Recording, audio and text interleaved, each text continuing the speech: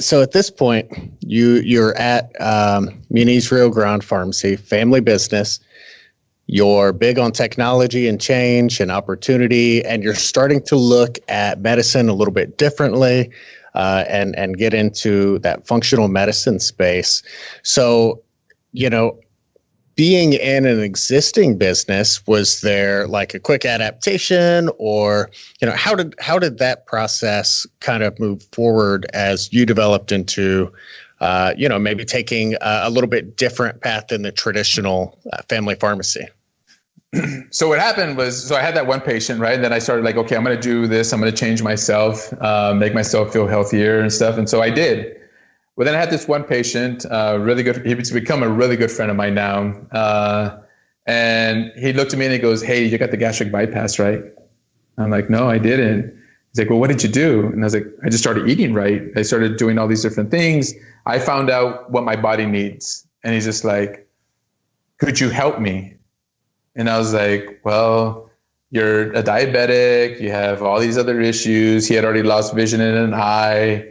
I'm like, "Man, you know what? It's risky." I go, "But definitely something we can look at." And so here he was. I think he was weighing about 260, 270 pounds. Also, he was injecting 230 units of insulin a day. He was on I think it was 10 different medications. Wow. And so I'm just like, "Man, you know what? So we got to do this thing slowly and just watch everything." So I got the whole history of what had happened. And he said he was camping and ended up he blacked out, ended up in the hospital. The doctor's like, "Well, you're going to have to be on insulin the rest of your life." So he had been on insulin for 15 years. Oh, wow. A1C was still a 9 on insulin, right? So I'm like, okay, well, let's look at, as a functional medicine, let's find out the root cause. Let's fix everything. Let's fix your gut. Let's fix what you're eating. Let's clean out your livers, get all that junk out of there, and we'll start making changes to meds. So I contacted his doctor, told his doctor, "Hey, look, I met with him. These are all the things that I'm thinking we should do. Are you okay if we proceed?" And the doctor's like, "Sure." He goes, "Are you going to be monitoring him?" I was like, "Yes. Well, any kind of blood pressure or blood sugar changes and stuff like that, I'll get back with you. If that way we can make changes very quickly." And the doctor was like, "I'm all for it. Let's go." He's been wanting to make the change. If you can get him to go, it makes my numbers look good. Let's start working together. Like, okay, perfectly fine. So, we did a liver detox from orthomolecular. It's called a Core Restore Kit. I do that almost with all my patients that want to lose weight. Cleans out your liver, cleans out your GI system. Most of the issues that we see with patients start in the gut. So we're able to clean all that out. So I started this with him, and within 3 days, he was off his rapid acting insulin because he was starting to bottom out his sugars. Oh, wow. And I was like, "Hey, doc, this is going on." I told him to stop. And the doc's like, "That's fine. Just keep monitoring him." And I go, "We need to cut his basal insulin, which is long acting. We need to cut it down to, I think he was on 80 units twice a day. And we dropped that down to 30 units once a day." And the doctor's like, "Sure, go ahead. Just keep monitoring. If it starts going up, we'll start making changes." So that's what we did.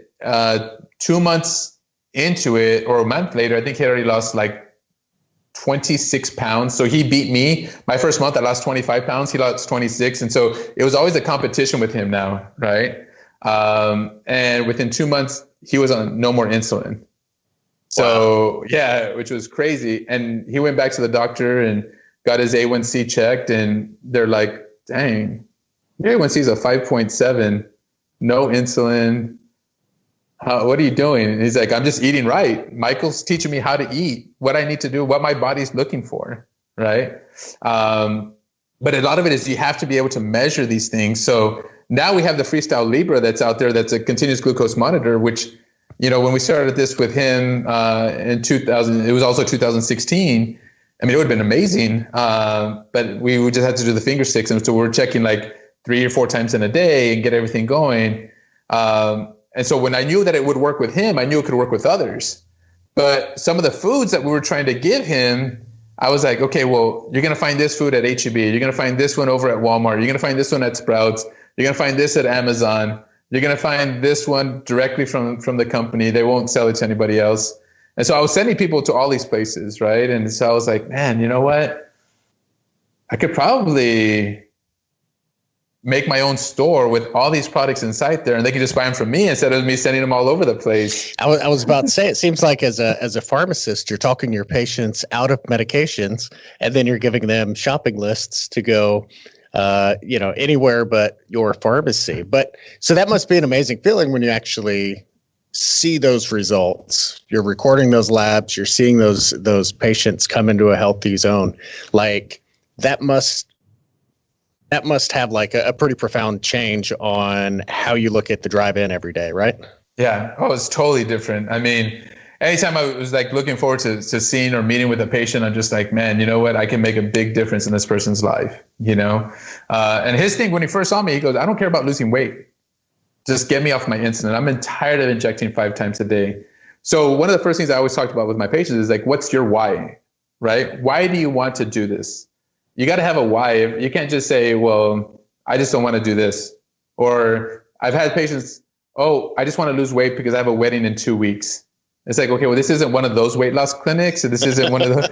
No, I'm trying to teach you how to be healthier for your body, right? And this is a long-term commitment. This isn't just a 2-week and then I'm done type of deal. So, it makes it so much easier to be able to come into work and be able to see patients and not have any issues with that.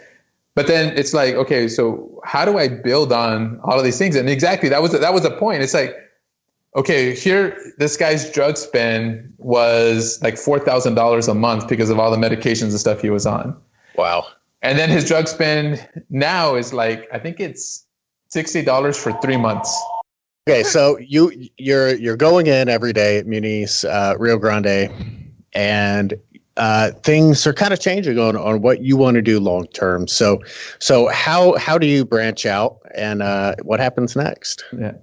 So that's when I decided I want to just really focus in on nutrition, right? So even up until my last day there, verifying prescriptions for 80 patients, 300 scripts, it's like I didn't see any value in that. Yes, there was things I can do. Plus COVID happened. Nobody was coming into the pharmacy. Everything was through the phone or through the drive-through window. I would go outside to see my patients because we didn't want anybody inside the pharmacy because we were taking care of assisted living centers. We didn't want to take something into those assisted living centers. So we really thought about everything. And still to this day, we haven't opened up at Muniz Rio Grande Pharmacy. But here, I just said, you know what, I'm going to go and I just want to take care of patients, So pretty much that's what I have now. So my new RX pharmacy is a place where I do consultations with patients. I work on MTMs when I don't have patients scheduled. Doctors refer patients to me, and pretty much the doctors are like, help me get this patient to goal. If you can get them off of meds, you can help save us money. Let's do that. So ACOs, I'm working with ACOs on that. And then like, okay, well, if they're not on meds and we need to change their diet, well, I can have healthier options. And I have them here at Crave Market, which is also located inside of my store, my pharmacy, right? So people walk in and to the left of the store is Crave Market. To the right side is the pharmacy, the consultation room. I have a conference room where I educate providers on what to do, how to look at patients. And I'm just like, this is what I would do. And the doctors at the end of it say, I'm glad you explained it all. I feel more confident. I'm going to send you my patients. Perfect. It's kind of like a teaching. I'm trying to train them how to do it. But at the same time, they're like, you're like way over my head. So I'm just going to send them to you and you help us with those patients. Thanks for listening to this clip from Beyond the Scripts, presented by the Catalyst Pharmacy Podcast. If you enjoyed this episode, please support our channel by liking, subscribing, and clicking the notification bell so that you'll be notified anytime we post new content. To stay up to date with all of the latest independent pharmacy news and content, follow PioneerRx on your preferred social media platform.